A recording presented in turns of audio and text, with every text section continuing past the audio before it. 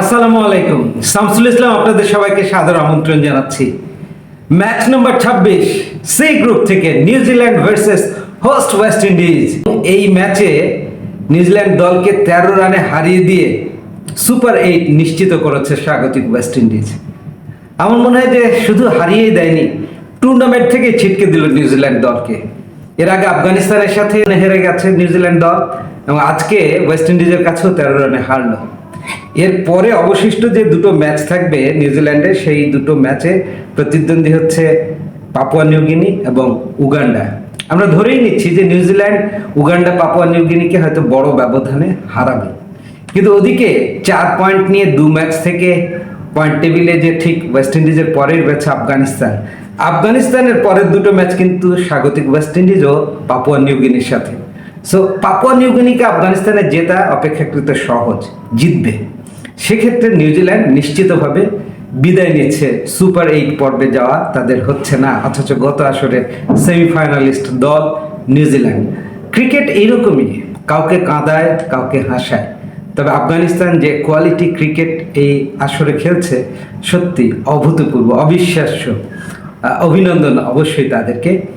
ম্যাচটার একটু ডিটেইলে যেতে চাই। টসে হেরে ওয়েস্ট ইন্ডিজ ব্যাট করলো, 149 করেছে 9 উইকেটে। অথচ এই দলটা 30 রান তুলতেই 5টা উইকেট হারিয়ে ফেলেছিল। পাওয়ার প্লেতে তুলেছিল মাত্র 23 রান, 4 উইকেট হারিয়ে। কিন্তু শেষ 13 বলে শেষ জুটিতে 37 রান তুলেছে অপরাজিত গুদাকেস মতি এবং রাদারফোর্ড। এবং একজন অলরাউন্ডার যেভাবে ঝলসে উঠলেন, 39 বলে 68 রানের ইনিংস খেললেন, 6টা ছক্কা মেরেছেন, 2টো বাউন্ডারি ছিল। আরেকটু যদি গভীরে যান আপনি, নিউজিল্যান্ডের বোলিং অ্যাটাকটা দেখেন যে মাত্র 16 রান দিয়ে 3টা উইকেট নিয়েছিলেন ট্রেন্ট বোল্ট, সাউদি 21 রানে 2টো উইকেট, ফার্গুসন 27 রানে 2টো উইকেট, জিমি নেশাম 27 রানে 1টি উইকেট। এই 4 জন বোলার প্রত্যেকে 4 ওভার করে করেছে, কিন্তু 5th বোলারের ক্রাইসিসে পড়েছিল আজকে নিউজিল্যান্ড দল। পঞ্চম বোলার 3 জন মিলে এই 4 ওভারের কোটা কমপ্লিট করতে গিয়ে একটা মাত্র উইকেট পেয়েছে, 55 রান খরচ করেছে। স্যান্টনার 27 রান দিয়েছেন 2 ওভারে, একটা উইকেট তিনিই পেয়েছেন।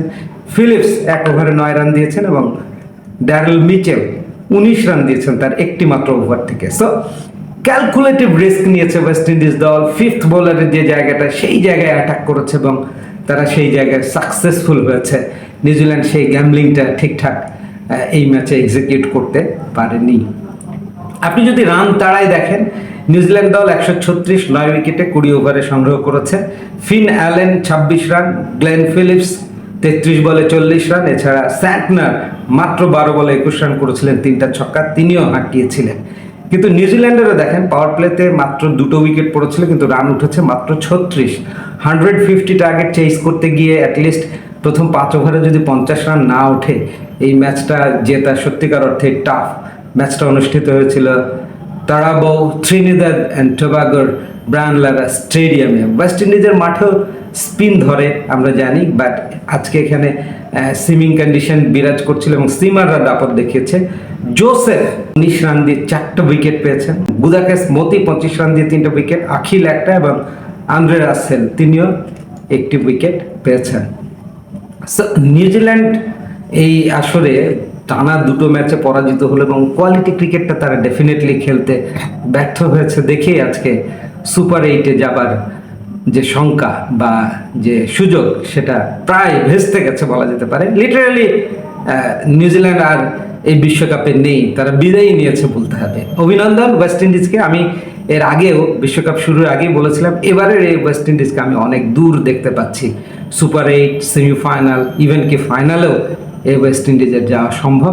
একাধিক টি-20 স্পেশালিস্ট প্লেয়ারের সমাবেশ এই দলটাই ঘটেছে and they are very much capable.